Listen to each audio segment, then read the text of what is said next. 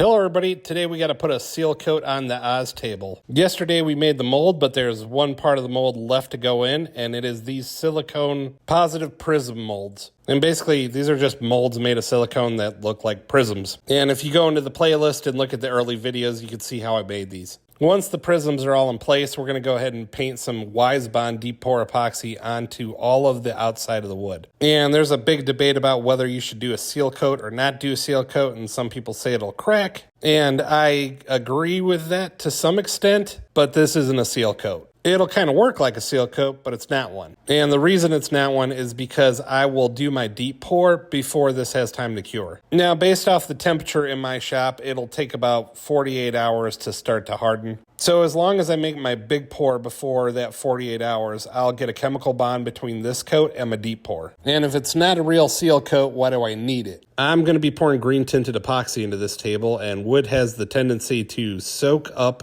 tint into it. Especially maple, and this is maple. And as much as you all enjoy watching me screw things up, I don't actually enjoy it as much as I pretend to. So to prevent our wood from soaking up green epoxy, we're going to put some clear on there so it has something to soak up into it. It's a little like eating before you go on a big date so you don't look like a pig. And you'll notice we even have the Wisebond sign in the back there, and the cinematography is courtesy of my lovely wife, Mrs. the Donkey. You may have noticed that I sanded the previous pour that I did on the epoxy before I did this mold, and that's to give it a mechanical bond. Epoxy won't stick to epoxy, but it will stick to the little cuts that you make in the epoxy with the sander. Now, you may have noticed recently that a giant epoxy table maker has started doing this the same way I do, and even being okay with the mechanical bond, and I'll explain why they are. While the bond between the two epoxies is weaker, you'll notice the wood there doesn't have epoxy on it until I put it on there. So where that gets saturated, that'll have a really strong bond, and the bond underneath it will be weaker. The idea being that the weak bond will be less likely to break because the strong bond is right on top of it.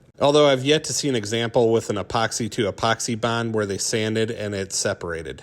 Although something in my head makes me pretty sure it could happen. The last thing we're doing here is pouring a thin layer of that clear all across the bottom. And that gives me two benefits. If I have any little holes at the bottom of the table, it'll plug them all up. And it'll keep my table from floating when I do my big deep pour. And just to answer the question before it's asked, 9 gallons of Wisebond deep pour epoxy. Only Mother Nature could make something this pretty.